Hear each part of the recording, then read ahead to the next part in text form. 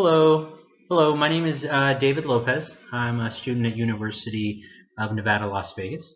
I'm presenting right now my continuous quality improvement plan.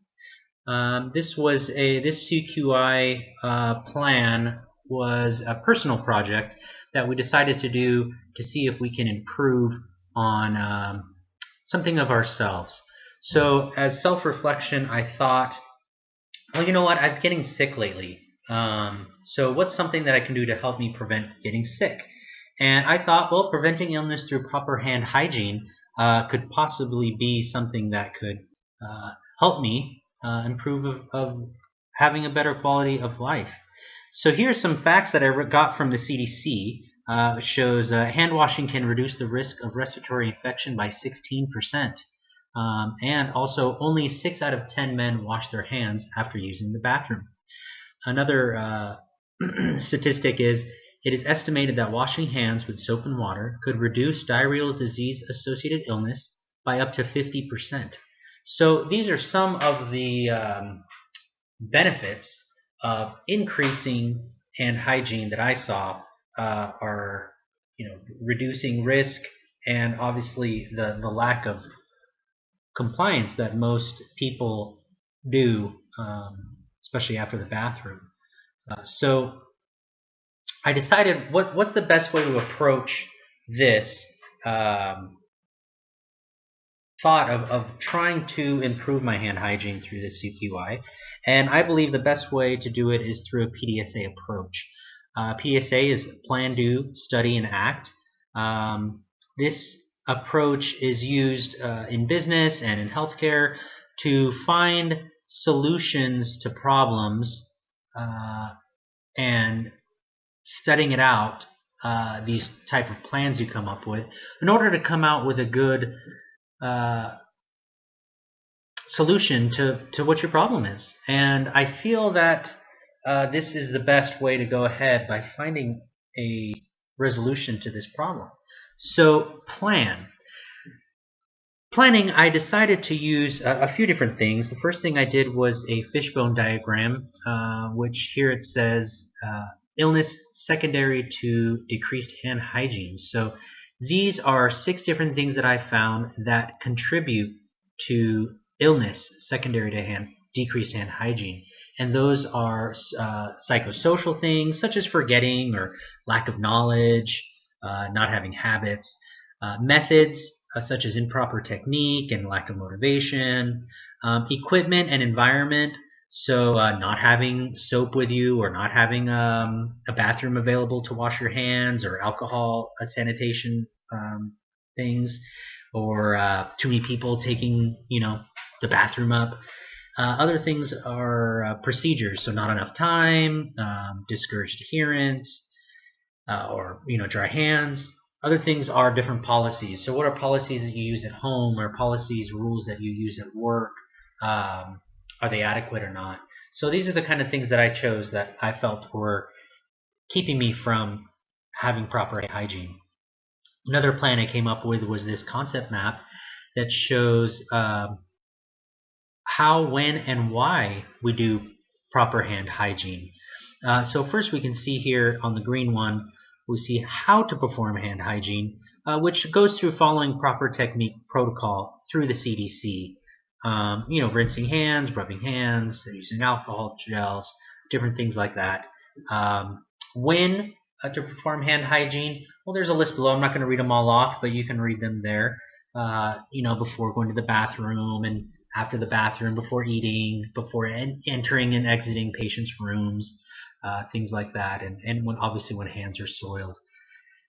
Why perform hand hygiene? And I think this was what motivated me to do this program, was to not get sick, also to stop missing work, and to enjoy better quality time with my family, and also not to have germs, right? I don't want to get myself sick, my family sick, patients sick, coworkers sick, because there's germs everywhere, right? So this was the plan that I did.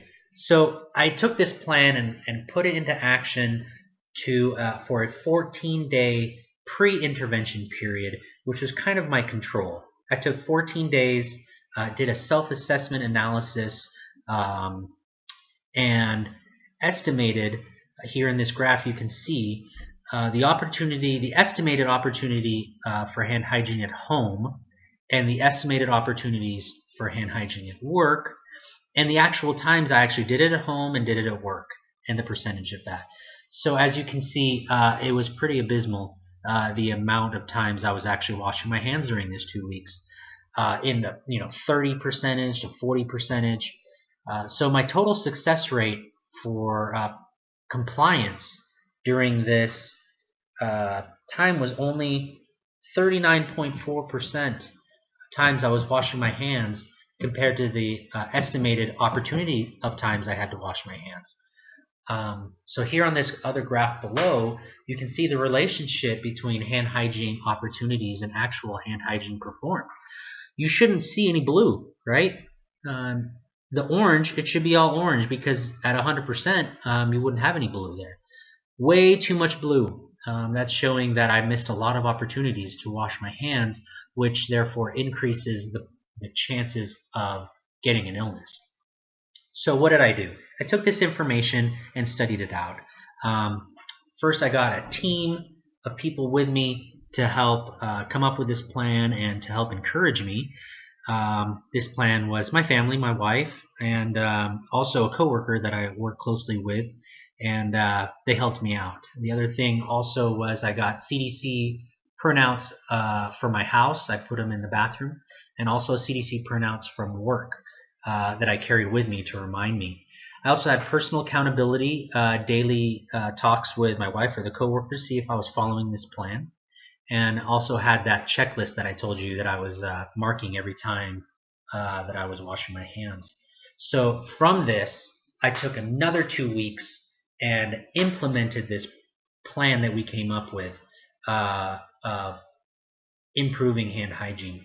So again, as you can see, the first two columns there the same, and it improved by using this up to, the total success was 86.9%, much improved from the 39.4%. And you can tell in the graph below, much less blue, so much less opportunity of times of getting sick. Now you can see on day 7 and 8 there is a little bit more blue there. There was a decrease from 60 to 68%, and that was because of hand dryness. My hands were getting so dry, and as you can tell here on one of the outcomes, I needed to find more solutions to tweak this method. First was to find a proper proper lotion, and once I found this, I realized, hey, I could wash my hands a lot more because my hands are not so dry and hurting. And the second was I needed to decrease the actual amount of times I was putting my hands in the sink compared to actually just using an alcohol sanitizer lotion or gel, which is also CDC approved. So what came out of this? I increased hand hygiene compliance from 39 to 4% to 86. I was educated on proper technique, proper hand lotion, and utilizing sanitation, the alcohol sanitizers more. And the outcome was I had no signs or symptoms of illness during this CQI, which motivated me to increase this plan for after this 2-week experiment. So what's the self-reflection? I had tons of quotes and things and files, but I really just wanted to share this, which says, we do not learn from experience, we learn from reflecting on experience, from John Dewey. And this basically says that we need to improve this by using an actual method. This PDSA approach did not just find a solution, but helped me find the problems and how to fix those problems and how to better qualify myself to not get sick in the future. So I'm really happy I did this, and I'm actually happier that I found a positive result from this, and I look forward to having this in the future. And thank you so much for your time. Goodbye.